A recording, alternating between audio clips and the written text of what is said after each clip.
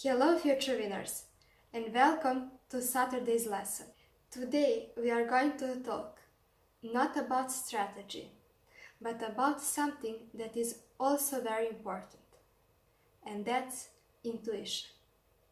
We all know that intuition is important in chess, but here is the real example how you can use it. This game was played by Anand against Karpov. Let's see what happens. If we look at this position, we are expected, and the whole world was expecting, white to play rook d5. This is a logical move, it's taking a pawn, but not. White played something very interesting, and that's bishop h7. He let both of his rooks attacked by this bishop. What's the point? He surely didn't calculate till the very end because it's impossible. That's why he used his intuition. As much as you practice in chess, you saw some motives and you keep them in your head. So if you are a better player, your intuition is probably going to be better because you're indirectly going to recognize some patterns and some ideas. White surely practiced bishop sacrifices, and then he knew that this motive exists, and he tried to compare some ideas to see if it's going, and that is called that he listened to his intuition. Of course, he also had a feeling that this is good and not a bad move, but that is not enough. We need to calculate too, to see if it is reasonable, not simply to give our bishop and to say, oh, we had an intuition and that's why we did it. So his approach is the right approach. But what happens right now? Black, of course, needs to take, and it's a plan how white is going to bring his pieces to attack black's king. Other important factor while deciding to sacrifice bishop on h7 is where are black's pieces. As you can see, all of his pieces are on queen's side.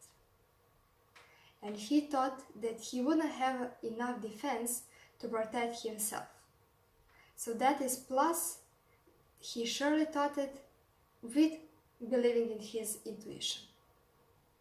So of course, if you ask me, intuition isn't enough, but it is important to have it and to use it when there's a under reason for that. When you have something else to prove it. This is of course only for tactical sacrifices and something like that. When you are thinking strategical and then you should choose one plan or other, then it's not so problematic to use intuition, because that means that maybe your coach told you something before and then you have feeling in this position, maybe you read something, you saw something, so then it is another story. But when you're giving so much material and deciding the whole game, then you should calculate too, or find some reasons to follow your intuition. I hope that this long speech was clear enough. Queen h5, king g8, one piece is brought to the game, and that's this rook. So white is having more and more pieces to the king side, and black doesn't have enough time to do it. And here's where black blundered. He didn't feel that f6 is the right move to make space for your king, because anyway you're going to need it. With f6, he got one move to think after rook h3, because of course if he plays now something like anything else, what he played bishop e5, then after rook h3 he needs to play f6 and he may not have enough time. He's doing more important stuff right now to think about that night. Pawn takes, queen c4, and this is the catch. Black needs to play queen c4 if he wants to make a draw. Of course it's not easy, but it is the best way. Queen h7, king f7, and he needs to be very precise if he really wants to make a draw. So here, for example, he must play king f6. Let me simply show you what happens after something like king e6, then white can play rook e1, and then it's very dangerous, so no. King e8, then queen g6, and bishop is coming, and rook c1, winning the game. So of course, king f6. But let me show you one little trick when you're calculating. You don't actually need to see king f6 first. You need to see what doesn't work. So king e6 of course doesn't work, but you need to do it slowly. You need to really see if there's a catch, if there's really like that. So king e6 is not an option. King e8 is also not an option. King e7 of course not. So then the only move is king f6. And that's how you're not going to blunder something. Because even if you blunder, it's best that could have happened. And you give white opportunity to blunder something. This sacrifice is not working, simply. He's going to hide himself. And this material is just not enough to win the game. Because he sacrificed everything. So not like this. But there's other option, that's rook h6. King e7, no, because of bishop g5. So king f5.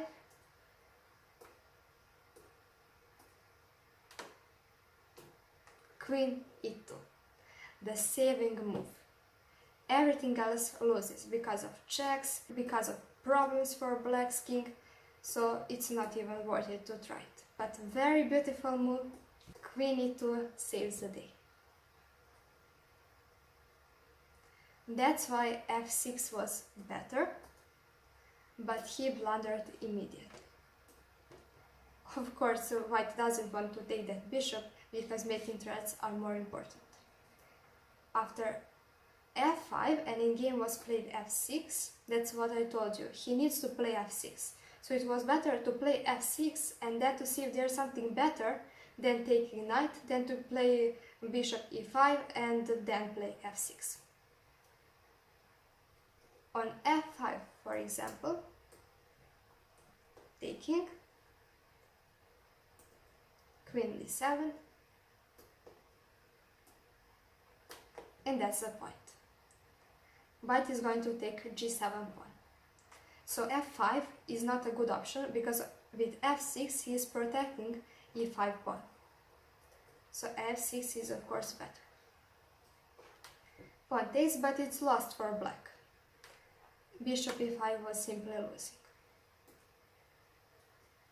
Queen e7, other options were no better too. Queen h7, king f7, rook g3, king e8, but after rook g8 for example, queen g6, king f8, pawn takes f6. And the black can't take back because if he takes with queen, then we have bishop d6. And of course if he takes with pawn, it's checkmate.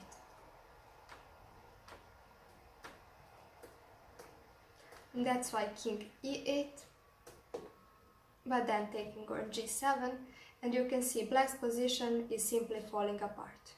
There's nothing he can do. Queen e6, taking. White is winning in all variations. So we doesn't need to consider any other move. And of course it's threatening queen h5 too. Rook a1, h4. White is dominating so much that he has time to improve his position. He didn't want to allow black to have some options with back rank when he moves his rook. So let's make our space for our king, and then we can continue attacking. Bishop e7, rook c1, bishop h6, rook a1, bishop d7, rook d1, so simply putting pressure, irritating black, and then it's everything going to be good for white. And here comes one very good move, and that's queen b1. This king is very soon going to be checkmated. Rook f6, he tried to take this pawn, but it's hopeless. Bishop g5, king c8, and he lost more time, so white simply played queen b6, and black resigned the game, because there's no actual defense against mate, against disasters, so it was better to resign. The best move for black is rook a7, but then we can simply take, and it's nothing. That's it for today's lesson. I hope that you've learned how to use intuition the right way. See you next week.